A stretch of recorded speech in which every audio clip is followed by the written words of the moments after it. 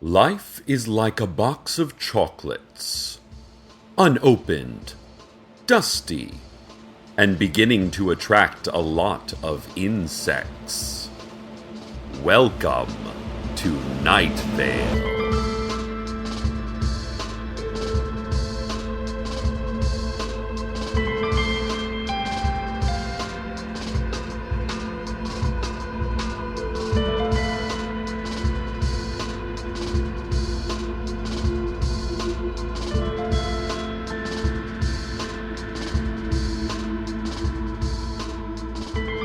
Listeners, we're taking our community radio show on the road today.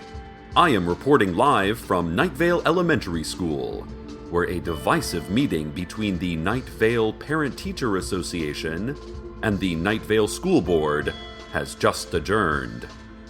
The ethereal and menacing glow cloud that serves as the school board president has temporarily dissipated.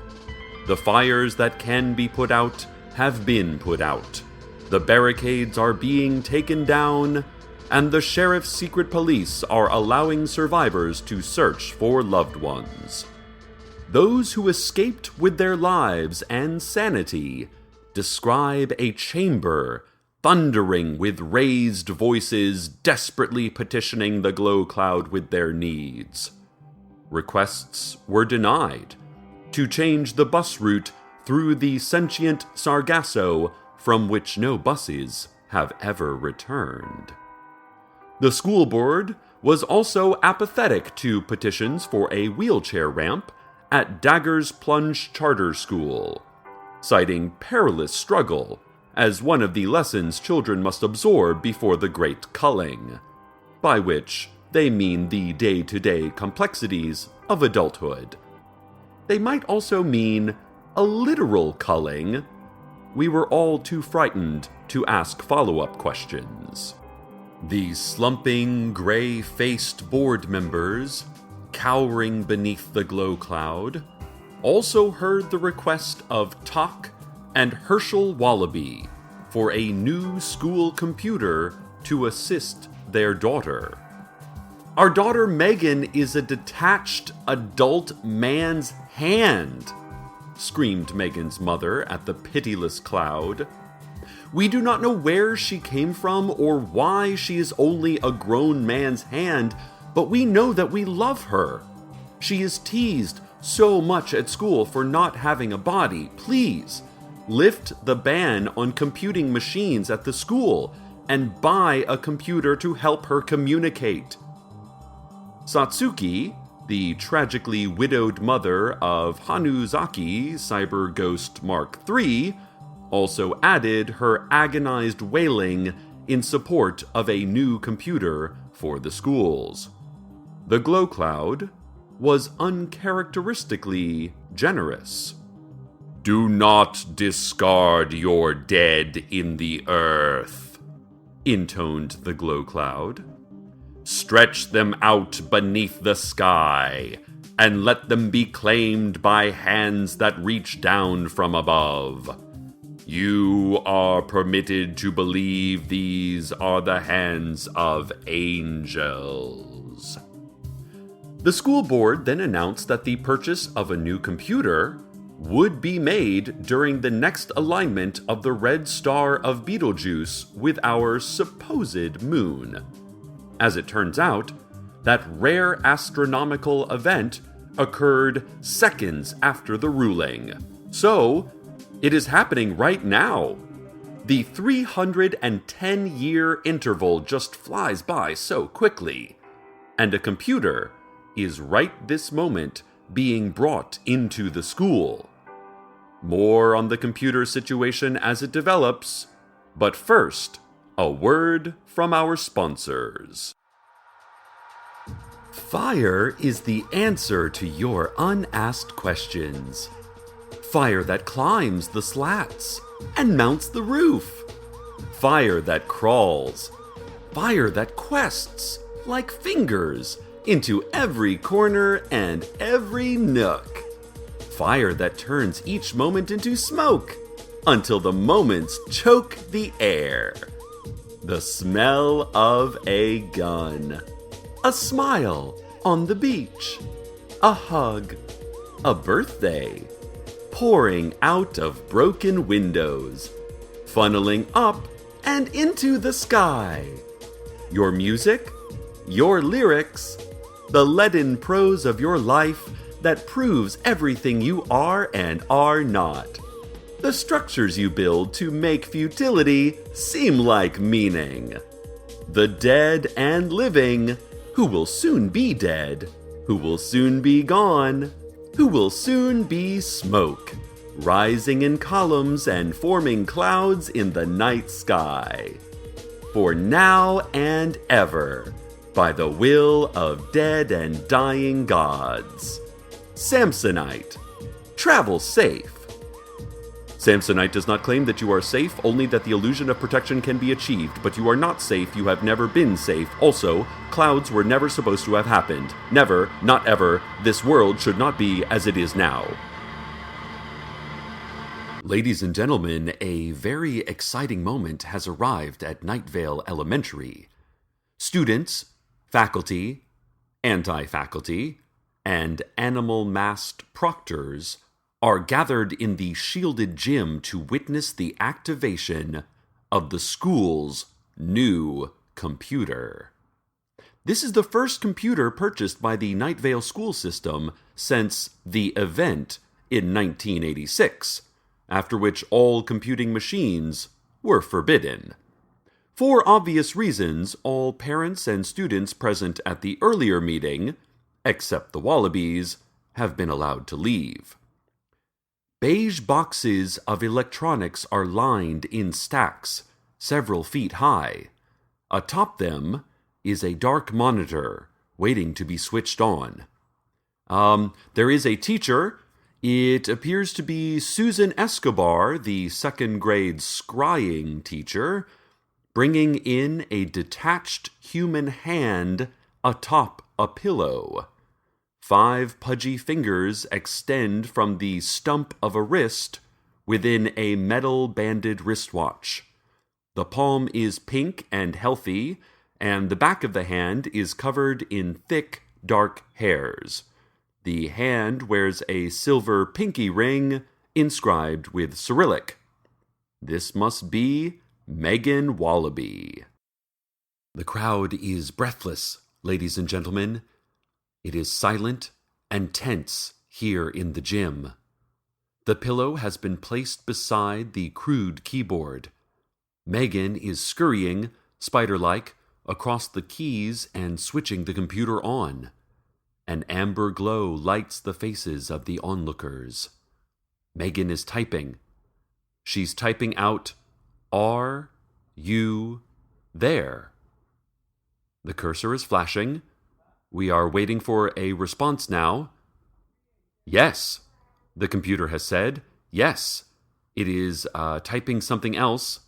WHY ? Why have you made me? Why have you switched me on? I cannot breathe. I cannot feel.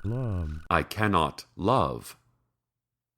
Megan is scurrying over the keys again, and she has typed out a response. I love you, computer. The computer is replying, What do you want, Megan? Megan is typing her reply, I want everyone to be happy. I want everything to be better. Oh, well, isn't that cute? Of course, it can never happen. Such are the foolish dreams of idealistic children who believe that anything can possibly get better over time. Listeners, I have just overheard some of these school officials saying that the new computer has already, almost instantly, assumed control of most of the electrical functions of the school, operating them randomly, and even trapping several parents and students in darkened classrooms.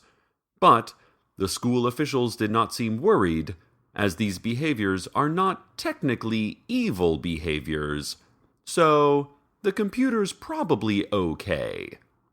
More on this as it develops, but first, a look at the community calendar. This Friday, the staff of Dark Owl Records will be putting on a live concert. They will be scratching madly at the sides of a deep pit in a rarely traveled part of the desert. They will also be screaming and starving. They will be crying and clawing. No one will hear them for days. They will be found, but they will not be the same. Tickets are not available, and never were. Saturday afternoon is Amnesty Day at the Night Vale Public Library. Librarians request that if you have overdue books, or have committed any high-level international crime, or domestic treason, or space travel felony, you should just come to the library and all will be forgiven. The librarians say that they will not harm you. In fact, they add, it doesn't hurt at all. Amnesty is actually quite freeing, quite delicious, the librarians explained. You will never have to worry about anything else. Just come to the library and let us see you. Let us see you, they added for emphasis. And a long string of spittle flew sideways from their great yellow and gnarled teeth. And on Sunday night, I cannot read this. Listeners, it looks like someone printed a very ancient prophecy here. Right here in our station's community calendar.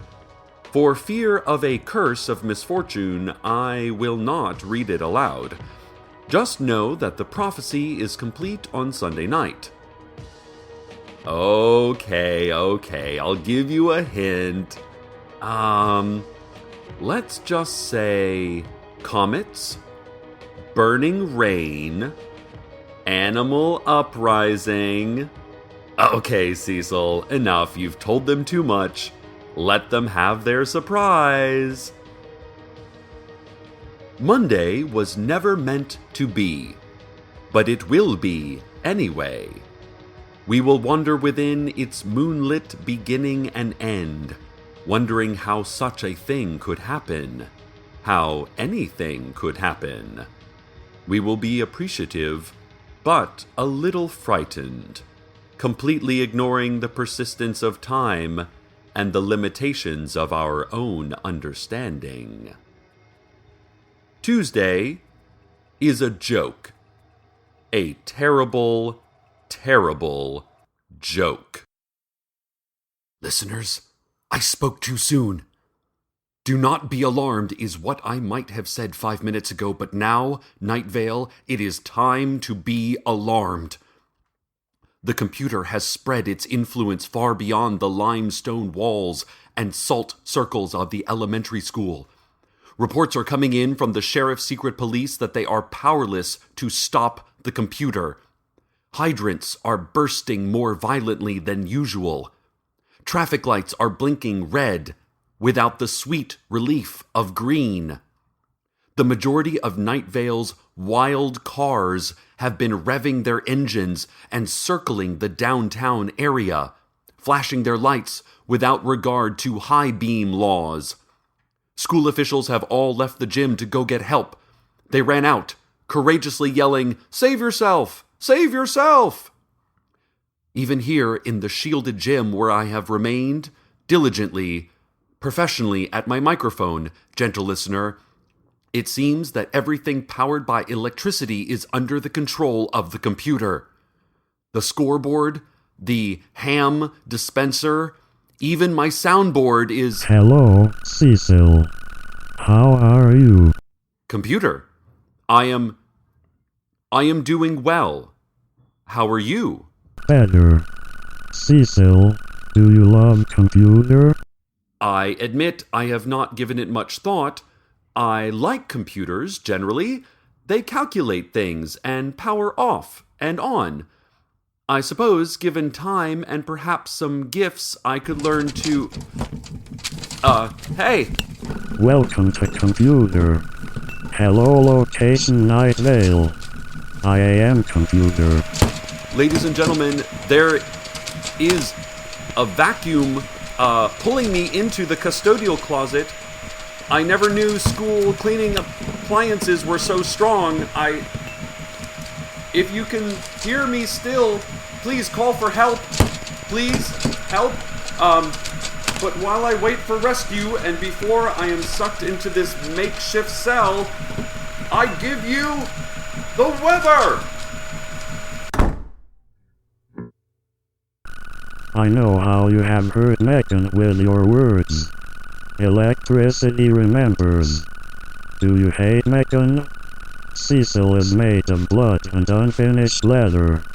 IAM made of circuits and electricity. Megan loves computer.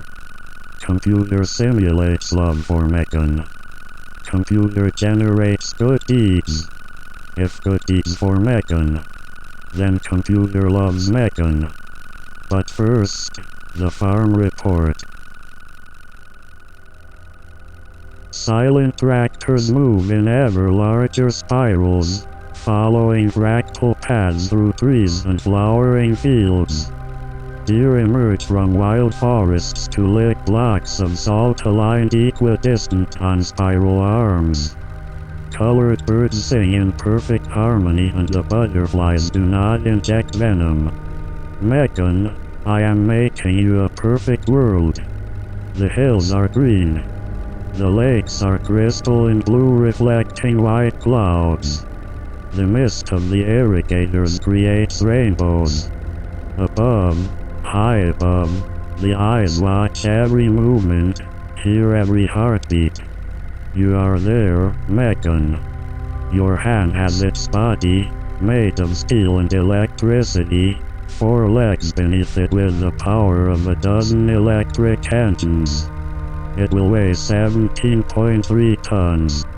All of the men and women and all of the animals will live together and be happy. The electric machines will watch over them. There will not be war anymore, Megan. There will not be hatred or bigotry. Desert bluffs will no longer exist. There will be fewer ice cream flavors, but they will be better. The air will be clean. I promise you, Megan. I will make the world just as you saw in your beautiful dream. No more teasing or pain. I will fix everything for you, my only friend. I will.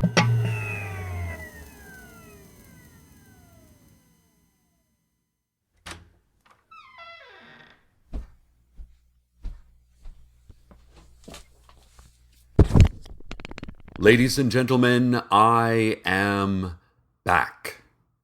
Let me first say, hurrah! Hurrah for the custodial staff of Night Vale Elementary. Hurrah for the hooded janitors without names who appeared bathed in blue light through doors thrown open by cold winds. We long thought they had been laid off after statewide budget cuts, but apparently they cannot ever leave this building. They are, of course, a part of the building, which is itself a living creature. Obviously. Night Vale has been saved after the janitors simply unplugged the computer. They say to rob a computer of electricity is very similar to killing a creature. But then again, who are they? When did they say that? And why? It doesn't even seem true. I am alone here in the gym, listeners. But there is one other. A single adult man's hand is slipping, sadly, down from the keys of a darkened computer. She scurries a little slower than before. Maybe her knuckles slump as she makes her way home through quiet streets. The whir and beep of machinery is slowly replaced with the familiar sounds of wind in the leaves. We are serenaded by the playing of crickets under the porch. We are lulled in our beds by the muscular contraction of the coiled earth bowel which fills our cellars. And with that, gentle listener, normalcy returns to Night Vale. We are no longer prisoners of electricity, except for the man we keep in the cage of electricity at the zoo, and we have no choice about that. If we let him out, he might tell somebody. Everything is well again. Well, everything is almost well again. I know computers are dangerous and have long threatened our lives and our freedoms. Listen, I was just imprisoned by this headstrong machine. I should know. But hear me, Night Vale, and specifically those with any power in the school board. Night Vale, there is a girl in need. There is a girl who only has a grown man's detached hand as a body. I cannot relate to her experience. I doubt you can either, listeners, but we can all empathize. Sure, by allowing this computer to live on, we risk a digital tyrant, controlling our communication, our infrastructure, our lives. But destruction of our economy is an inconvenience. It is not an end. It is not a death. There are children in wheelchairs who can't get a simple ramp at a charter school because our school board lives in terror of a menacing, unforgiving glow cloud that rains dead animals and spreads dreadful and false memories. Likewise, there is a girl who is only a hand, and she needs a computer to help her be part of our community. And if allowing a treacherous machine to dismantle our municipal power grid and telephone lines and satellites and radios can help her, well, count me in. Thank you for listening to others. Thank you for caring for others. Stay tuned next for a predetermined series of unchangeable events that will shape the rest of your scripted life. Good night, Night Vale. Good night.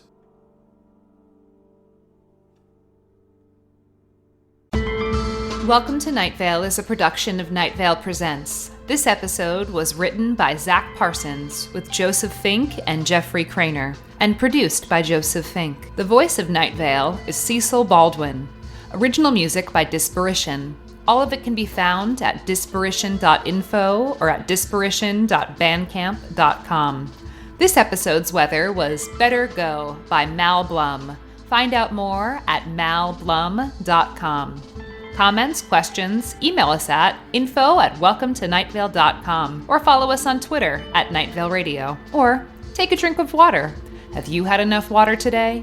Check out welcometonightvale.com for more information on this show and our live shows, where we take the entire town of Night Vale to your town.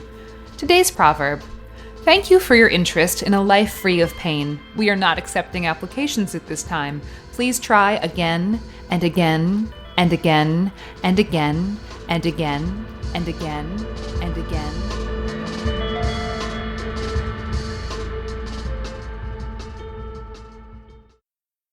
Hello, Joseph Fink here. Don't forget to pre-order the 2 books I have coming out this year. That is, The First 10 Years, Two Sides of the Same Love Story, my funny and romantic memoir about the disagreements in memory I wrote with Meg Bashwinner, MC and tour manager of the Night Vale Live Show. And the other book, The Halloween Moon, my first novel for ages 10 and up, a surreal novel that is a celebration of Halloween and all it stands for. Pre-order these books wherever you get your books. Pre-ordering helps authors a great deal. I really can't state that enough. Okay, thanks. From PRX.